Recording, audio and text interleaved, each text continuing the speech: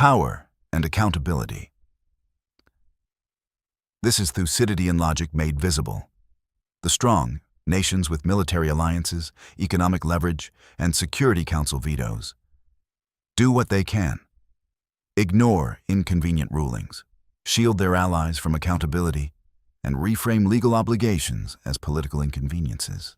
The weak, smaller nations, stateless peoples, those without nuclear arsenals or reserve currencies, suffer what they must.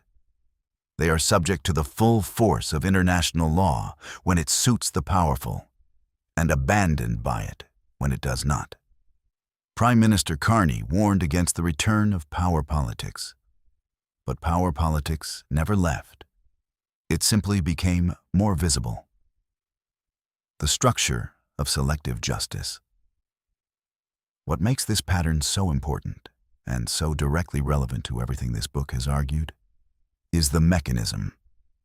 It is not that powerful actors simply break the rules. It is that they bend the institutions meant to enforce those rules. They apply pressure, they withhold funding, they question legitimacy, they change the subject. This is guided drift applied to international law. Active pressure, diplomatic, financial, political, produces a passive-looking result. Accountability that applies to the weak and evaporates for the strong. Sound familiar? It should. We have seen the same mechanism in Canadian tax policy, in the retreat of public services, in the structure of charitable foundations. The rules exist. The enforcement is selective. The selection favors those with power. And when ordinary citizens ask why a military superpower can remove a foreign head of state by force and face no legal consequence, while a person who missed a tax filing faces the full machinery of the state, the answer is the same answer this book has given throughout. It is not an accident. It is a structure. The powerful have shaped the rules so that the rules bend around them. What comes next, and why it matters here. In the days after Venezuela, Trump invoked what he called the Monroe Doctrine. American dominance in the Western Hemisphere would never be questioned again. Secretary of State Marco Rubio said of Cuba, "If I lived in Havana and I was in the government, I'd be concerned." Asked directly about military action in Colombia, Trump's answer was, "Sounds good to me." On Greenland, a sovereign Danish territory and NATO ally, Trump said he would not rule out military force to acquire it. He used Venezuela as the proof of concept, and Canada.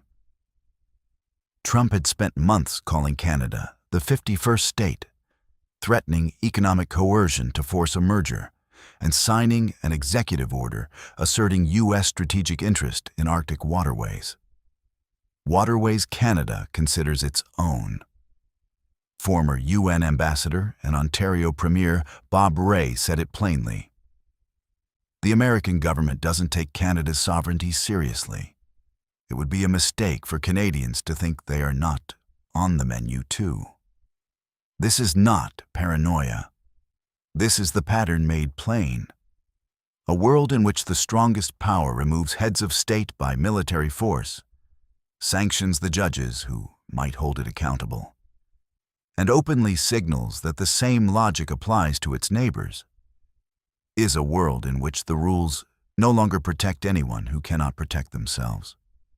It is a world where the social contract between states, like the social contract within them, has been quietly hollowed out, not through a single dramatic rupture, but through the accumulated weight of choices that were each individually allowed to pass without consequence. The mechanism is the same whether the subject is a Canadian tax code or a Venezuelan capital. Consistent pressure applied by those with the power to apply it, in one consistent direction, not conspiracy, not accident. Guided drift.